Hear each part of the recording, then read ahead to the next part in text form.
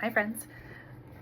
I would like to give you a little, I don't know why everything's a rant, but it's a rant, about sexual transference. And I was just having a conversation with a supervisee, because it's where things come to light sometimes in conversations, about the idea of how we navigate sexual transference when it is a sex therapy client, and how it shows up for those of us who have done sex work or who currently do sex work.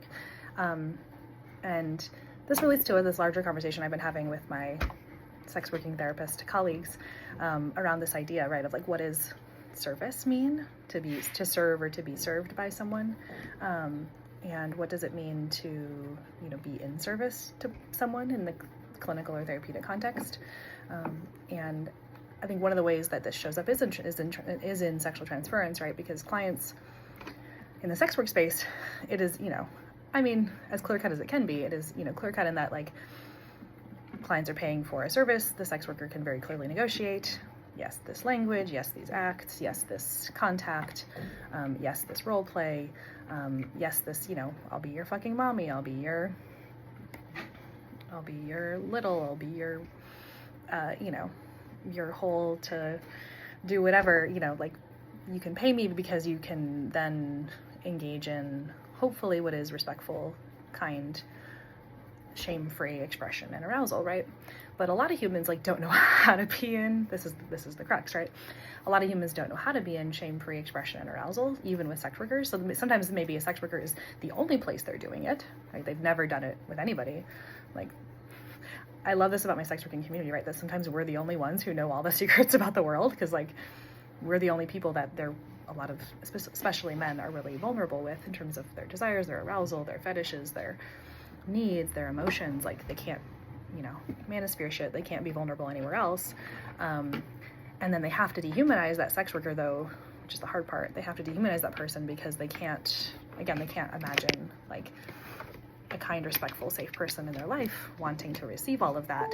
But this, like, other being that they, have created some idea about can be the container for that thing, and then they can walk away and pretend it didn't exist and move on with their life, feeling better and released and whatever. So then there's this, weird space, right? That we know how it operates, generally speaking, in the sex workspace. It's, somewhat clear. The client gets to kind of engage how they want to engage based on the worker's boundaries, or find a worker who will service them in respect to their needs. But in the sex therapy space, it is a much more boundaried, right? It is a much more boundaried, contained experience, right? For lots of reasons, which maybe is a different video. Issues around insurance billing, issues around ethics, and just the nature of the work, right? So if that same client who sees that sex worker for that shame-free whatever now wants to come and do that in therapy. Oh yeah, okay. And my wife wants me to. It's almost always this. My wife wants me to go to therapy. I've got some shit to work on. I should be in therapy. They go, and then they're being erotic towards the therapist. They're targeting, basically using the therapy space, the sex therapy space, as the place to start practicing more of that shame-free identity expression. Oh, I'm really into this thing. Is that okay? Or what do you think about this? They start, again, that therapist now is becoming that safe person, that safe container for them to have that expression, that only person they're being vulnerable with. And it feels very similar, right, to the sex workspace, because they're still talking about eroticism. And so for clients, it's really hard to separate that. Like, it has to be the provider who is intensely boundaried around, here's the distinction, right? Are you sharing your fetish, your arousal, your desire, your recent experience, your exploration? Is the reason you're sharing this, is the purpose of this comment to eroticize this space, to eroticize this me as the provider, to eroticize, to get off on this experience? Is this a part of that expression for you, right? Or is this process work to get towards more expression in your real life, right? And our ability to notice when it's the difference, which I would say is a somatic thing. Like, you notice in your body the minute it's like, oh, this is about arousal, right? And sex workers, again, are really good at this. Like, you notice the minute someone's projecting, whether it's a guy catcalling or it's, just like an offhanded comment at the bank, like, when someone's eroticizing you and projecting their desire into you and wanting a reaction from you as a result. So as the sex therapist, you have to be super boundaried around not engaging in the erotic interaction, but instead being able to say, oh, hey, that's non-consensual. First thing, that's non-consensual. I didn't agree to be in an erotic interaction with you.